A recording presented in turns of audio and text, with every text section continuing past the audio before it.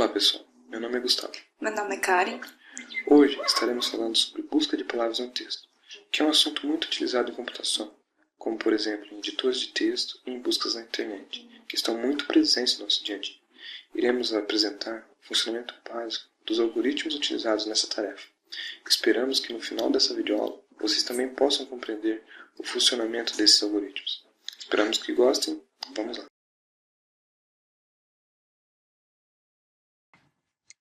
Bom, a busca de palavra no texto é basicamente a verificação da existência de uma string e outra. Nessa videoaula, estudaremos o problema de localizar todas essas ocorrências, e para simplificar, trataremos apenas de contar o número de ocorrências da string. Só por observação, esse problema não precisa ser somente para vetores de caracteres, é possível ser usado para outros tipos de dados. Um jeito de resolver esse problema, de maneira mais óbvia, é usando o algoritmo trivial, ou conhecido como algoritmo força bruta. Nesse algoritmo, ele vai comparar cada caractere da string procurada em cada sequência da string maior e devolve o número de ocorrências. A varredura não faz diferença se fazer da direita para a esquerda ou da esquerda para a direita. Caso um caractere não bata com outro, ele avança a casa. Aqui temos um exemplo de varredura dos dois tipos mencionados anteriormente, onde a posição da palavra 1am e j do texto 1an. Em cima, ele faz a varredura da esquerda para a direita e embaixo da direita para a esquerda. Lembrando que se o vetor procurado for de tamanho maior que o vetor em que procuramos, ou se pelo menos um dos dois for vazio, o número de ocorrências vai ser zero. A ideia é começar a fazer a comparação da palavra com o texto 1am em cima e com o texto n-m até n embaixo. E caso algum caractere não bata com outro, avança uma casa, que no caso ele passa a comparar a palavra com o texto 2 até m mais 1 em cima e com o texto n menos m menos 1 até n menos 1 embaixo. Caso a sequência bata, adiciona 1 no número de ocorrências. Esse processo ocorre até ele percorrer o texto inteiro. Aqui temos a implementação do código trivial, que no caso escolhemos fazer a varredura da esquerda para a direita. Em cada comparação da sequência, faz o processo da direção contrária ao do texto, ou seja, primeiro a palavra m com o texto k, depois a palavra m-1 com o texto k-1. O laço for faz uma varredura inteira do texto e no while ele faz a comparação da sequência com a palavra, saindo desse laço só quando i for igual a 0 ou algum caractere não for igual. A seguir é adicionado 1 no número de ocorrências se i igual a 0, ou seja, a sequência for igual à palavra. Terminado o laço for, ele retorna então com o número de ocorrências. A função trivial faz no máximo m vezes n comparações, portanto consome um tempo proporcional a m vezes n no pior caso.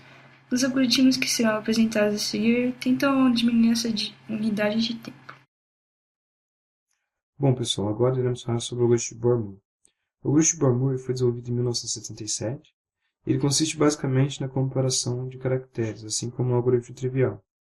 A diferença do algoritmo de Bohr-Murray para o algoritmo trivial é que enquanto no algoritmo trivial você precisava verificar caractere a caractere em todo o texto, no algoritmo de Bohr-Murray você consegue fazer isso com um deslocamento maior. Você pode saltar um número maior de caracteres. Isso vai permitir que você faça um menor número de comparações. Para isso, é necessário fazer um pré-processamento, que será explicado a seguir, onde teremos uma tabela que vai armazenar o tamanho de cada salto para determinado caractere.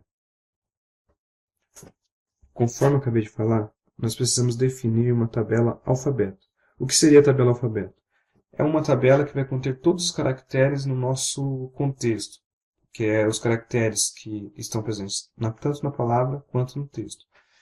E depois a gente precisa fazer um preenchimento dessa tabela para achar o valor que será colocado para cada letra. Isso vai ser explicado agora.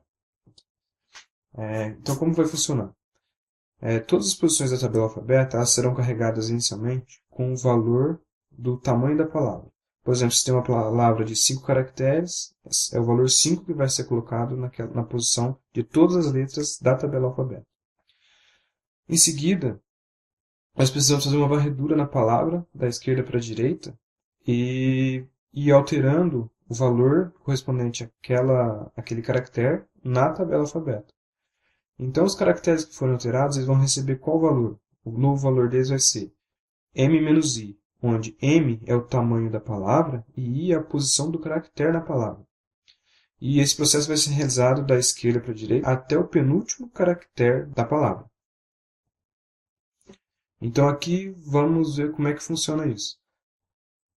Então, como vocês podem ver, está preenchido tudo com 5. Quer dizer o quê? A nossa palavra é a palavra teste. A palavra teste tem 5 caracteres. Então, o primeiro passo é preencher todas as posições da tabela alfabeto com o tamanho da palavra. Então, tudo 5. Após isso, precisamos percorrer a palavra e ir alterando cada posição para seu respectivo caractere. Então, o primeiro caractere da palavra é T. O T vai ter que receber um novo valor. Esse novo valor vai ser M menos I. Então, 5 menos 1 vai ser 4. O E vai receber 5 menos 2, vai ser 3. O S vai receber 5 menos 3, 2. Aí, novamente, temos um T. Sempre a prioridade vai ser maior do caractere mais à direita. Então, mesmo que ele já tenha sido alterado na tabela, ele vai ser alterado novamente. Então, agora vai ser 5 menos 4, 1. Após isso, a gente já tem formado a nossa tabela alfabeto. Então, a gente consegue percorrer usando o algoritmo de Bohr-Moore com o auxílio da tabela e fazendo os saltos de acordo com a pesquisa, que a gente vai ver no próximo exemplo.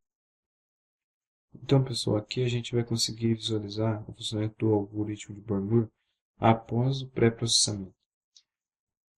O nosso texto aqui vai ser hoje estamos aqui e a nossa palavra aqui. Vocês podem visualizar aqui no canto direito que a gente tem a tabela alfabeto já com os respectivos valores obtidos de acordo no pré-processamento. Então, o que o algoritmo vai fazer é, a primeira coisa, alinhar a palavra com o texto. O primeiro caractere da palavra tem que estar alinhado com o primeiro caractere do texto. E a análise é feita da direita para a esquerda a partir do último caractere da palavra. Então, ele compara I e E. Como I é diferente de E, o algoritmo faz o seguinte, ele verifica na tabela alfabeto qual que é o valor do salto correspondente à letra E. Então, a gente tem que ir lá na tabela alfabeto. Então, o valor do salto para E é 4. Então, avança 4 casas. Entre o I e a comparação entre I e T, a gente tem que é falso. Então, precisamos ver qual que é o valor do salto para T. O valor do salto para T, novamente, 4. Para S, a mesma coisa. Vamos saltar 4. E chegamos no U. O I também são diferentes. Vamos lá na tabela alfabeto ver qual que é o tamanho do salto que nós vamos dar para quando a letra de comparação no texto for U. Então, temos que o número do nosso salto é 1. Então, vamos avançar uma casa. Chegando aqui, a gente compara I e I é igual. Então, não precisamos analisar na tabela alfabeto. A gente pode seguir com a comparação da direita para a esquerda. Então, U e U, Q e Q, A e A. Chegamos no final, temos que aqui foi encontrada uma ocorrência de aqui no texto. Independente do lugar onde a palavra estivesse no texto, o algoritmo ia funcionar perfeitamente. Se fosse hoje, aqui estamos, ou aqui, hoje estamos, ele ia procurar. Não importa se está no começo, no meio ou no fim do texto. Vamos dar uma olhada aqui agora no código. Então, o que a gente precisa passar de parâmetro para a nossa função aqui que executa o algoritmo de Bohr-Moore é a palavra, o inteiro M correspondente ao tamanho da palavra, o texto e o inteiro N correspondente ao tamanho do texto. Então, vocês podem ver que foi criado um alfabeto com 256 posições, que é onde vai ficar armazenado o tamanho dos saltos correspondentes a cada palavra. No primeiro for, conforme a gente viu, estamos fazendo o preenchimento da nossa tabela alfabeto com o tamanho da palavra em todas as posições. No segundo for, a gente está indo nas posições específicas onde tem um caractere que esteja na palavra e colocando o valor M menos I, que é o índice do caractere na palavra. Depois, na busca por ocorrências, funciona da seguinte maneira. O while o while vai fazer a varredura da direita para a esquerda, comparando a palavra com o texto.